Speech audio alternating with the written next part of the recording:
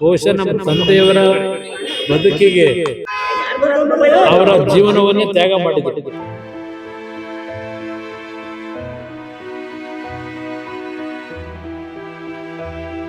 ಇವತ್ತು ಅವರನ್ನ ಮನೆಗೆ ಅವರು ಏನು ನಮ್ಮನ್ನು ಅಗಲಿದ್ದಾರೆ.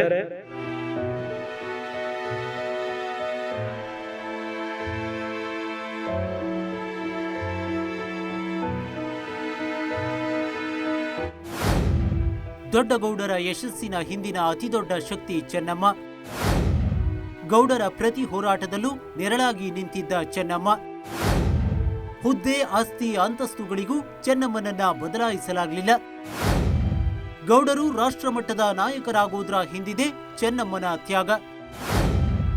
ಎಂದಿಗೂ ಪ್ರಚಾರದ ಬೆಳಕಿಗೆ ಬರಲು ಬಯಸದ ದೊಡ್ಡಗೌಡರ ಪತ್ನಿ. ಬಹುಶಃ ರಾಜ್ಯ ರಾಜಕಾರಣದಲ್ಲಾಗಲಿ, ರಾಷ್ಟ್ರ ರಾಜಕಾರಣದಲ್ಲಾಗಲಿ ದೇಶದ ಅತ್ಯುನ್ನತ ಹುದ್ದೆ ಅಲಂಕರಿಸಿದ ರಾಜಕಾರಣಿಯೊಬ್ಬರ ಪತ್ನಿ ಯಾವುದೇ ಪ್ರಚಾರವಿಲ್ಲದೆ, ಯಾವುದೇ ಆಸ್ತಿ, ಅಂತಸ್ತು, ಅಧಿಕಾರದ ಅಹಂಭಾವ ಇಲ್ಲದೆ, ಮತ್ತೊಂದೆಡೆ ಮಕ್ಕಳು, ಮೊಮ್ಮಕ್ಕಳು ರಾಜ್ಯ ರಾಷ್ಟ್ರ ರಾಜಕಾರಣದಲ್ಲಿ ಗುರುತಿಸಿಕೊಂಡ್ರು. ಅಧಿಕಾರ ಅನ್ನೋದು ಮನೆಯಲ್ಲೇ ಕಾಲು ಮುರಿದು ಬಿದ್ದಿದ್ರು. ಆ ಹಳ್ಳಿ ಹೆಣ್ಣಿನ ಸಾಂಸ್ಕೃತಿಕ ಶ್ರೀಮಂತಿಕೆಯ ಸಂಕೇತವಾದ ಸರಳತೆಯನ್ನೇ ಉಸಿರಾಗಿಸಿಕೊಂಡು ಅದನ್ನೇ ಕೊನೆ ಉಸಿರಿರುವವರೆಗೂ ಉಸಿರಾಡಿದ ಏಕೈಕ ಮಹಿಳೆ ಇದ್ರೆ ಅದು ನಮ್ಮ ಮಾಜಿ ಪ್ರಧಾನಿ ಎಚ್.ಡಿ. ದೇವೇಗೌಡರ ಪತ್ನಿ ಚೆನ್ನಮ್ಮ.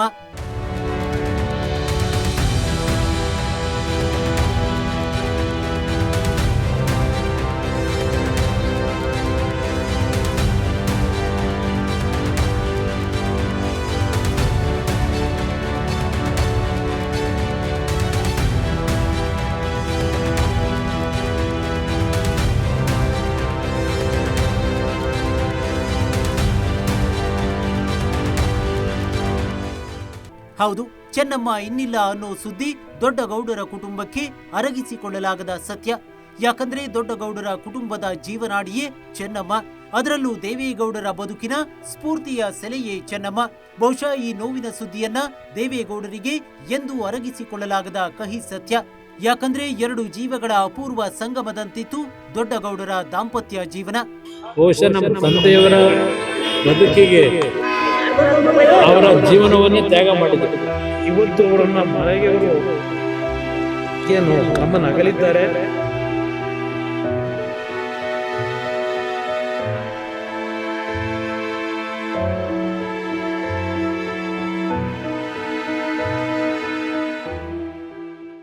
ಬಹುಶಃ ಇವತ್ತು ದೊಡ್ಡಗೌಡರ ಕುಟುಂಬ ರಾಷ್ಟ್ರ ರಾಜಕಾರಣದವರೆಗೂ ಸದ್ದು ಮಾಡಿದೆ ಅಂದ್ರೆ ಅದಕ್ಕೆ ಚೆನ್ನಮ್ಮನವರ ಅಪಾರ ತ್ಯಾಗವೇ ಕಾರಣ.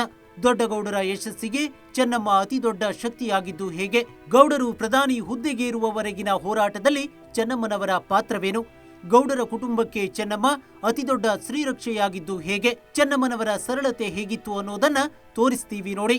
ಚೆನ್ನಮ್ಮ ಹುಟ್ಟಿದ್ದು ಹಾಸನ ತಾಲೂಕಿನ ಮುತ್ತಿಗೆ ಹಿರೇಹಳ್ಳಿಯಲ್ಲಿ. ಸಾಮಾನ್ಯ ಹಳ್ಳಿ ಕುಟುಂಬದಲ್ಲಿ ಬೆಳೆದ ಚೆನ್ನಮ್ಮ 1954ರ ಮೇ 25ರಂದು ದೇವೇಗೌಡರನ್ನ ಮದುವೆಯಾಗ್ತಾರೆ. ಮುಂದೆ ಪತಿ ರಾಜ್ಯ ರಾಜಕಾರಣಕ್ಕೆ ಧುಮುಕಿದ್ರು. ಚೆನ್ನಮ್ಮ ಕೃಷಿ ಚಟುವಟಿಕೆ ಮತ್ತು ಗ್ರಾಮೀಣ ಬದುಕಿನ ಜೊತೆಗಿನ ನಂಟನ್ನ ಕಳೆದುಕೊಳ್ಳಲಿಲ್ಲ. ಒಬ್ಬ ಹಳ್ಳಿ ಹೆಣ್ಣು ಯಾವ ಸರಳತೆಯನ್ನ ಮೈಗೂಡಿಸಿಕೊಂಡಿರುತ್ತಾಳೋ ಅದನ್ನ ಚೆನ್ನಮ್ಮ ಕೊನೆವರೆಗೂ ಮರೆಯಲಿಲ್ಲ.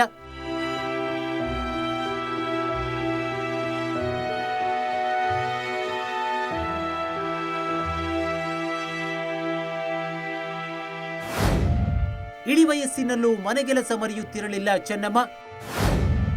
ಇದೇ ಕಾರಣಕ್ಕೆ ಹೇಳಿದ್ದು ಚೆನ್ನಮ್ಮ ಹಳ್ಳಿ ಹೆಣ್ಣಿನ ಶ್ರೀಮಂತಿಕೆಯ ಸಂಕೇತಕ್ಕೆ ಭೂಷಣವಾದ ಸರಳತೆಯ ಮೂರ್ತಿ ಅಂತ. ಮನೆ ತುಂಬಾ ಆಳು ಕಾಳುಗಳಿದ್ರು ಚೆನ್ನಮ್ಮ ಇಳಿ ವಯಸ್ಸಿನವರೆಗೂ ಮನೆಗೆಲಸ ಮಾಡೋದನ್ನ ಮರೆತಿರಲಿಲ್ಲ. ಖುದ್ದು ಅಡುಗೆ ಕೆಲಸಗಳಲ್ಲಿ ಬ್ಯುಸಿಯಾಗಿರುತ್ತಿದ್ದ ಚೆನ್ನಮ್ಮ ದೇವರ ಪೂಜೆಗೆ ತಾವೇ ಖುದ್ದಾಗಿ ಗಿಡದಿಂದ ಹೂಗಳನ್ನ ಕಿತ್ತು ತರ್ತಿದ್ರು. ಮಲ್ಲಿಗೆ ಹಾಗೂ ಸಂಪಿಗೆ ಹೂಗಳು ಅಂದ್ರೆ ಚೆನ್ನಮ್ಮನವರಿಗೆ ಇಷ್ಟದ ಹೂಗಳಾಗಿದ್ವು. ಇದೇ ಹೂಗಳಿಂದಲೇ ಚೆನ್ನಮ್ಮ ಪ್ರತಿನಿತ್ಯ ತಮ್ಮ ಇಷ್ಟ ದೈವ ಶಿವನಿಗೆ ಅರ್ಪಿಸಿ ಪೂಜೆ ಮಾಡುತ್ತಿದ್ರು.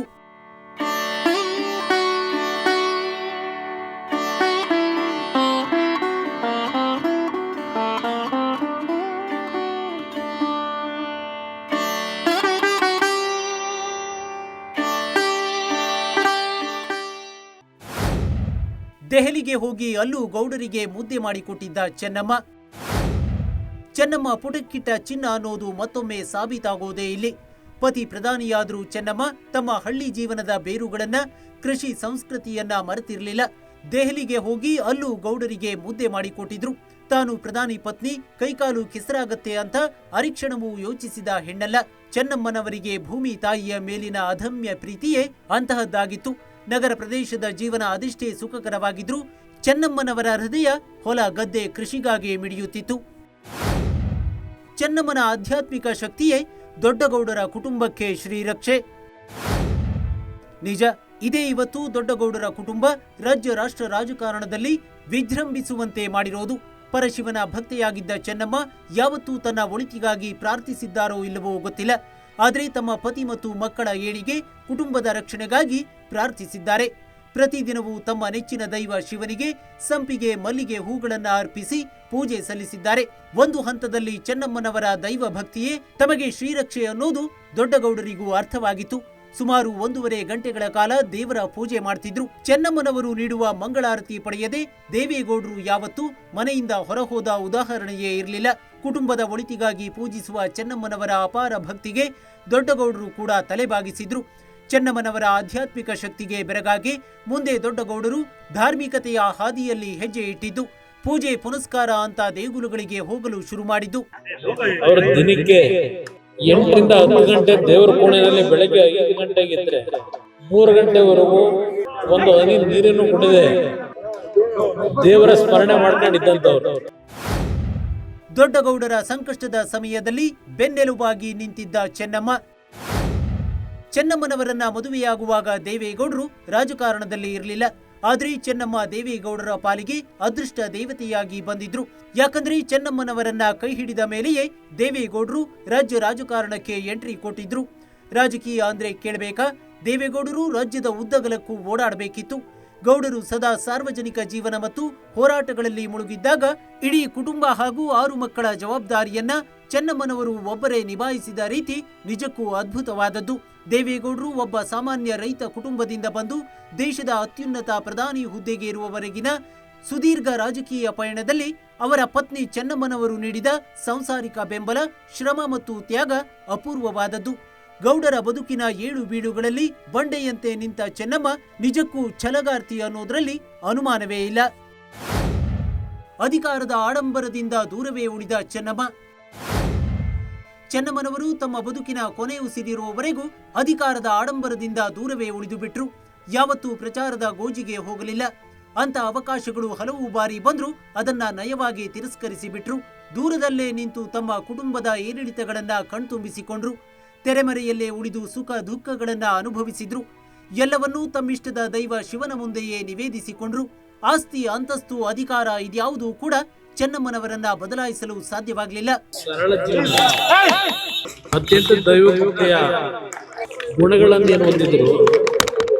ಬಹುಶಃ ನಮ್ಮ ತಂದೆಯವರ ಬದುಕಿಗೆ ಅವರ ಜೀವನವನ್ನೇ ತ್ಯಾಗ ಮಾಡಿದ್ರು.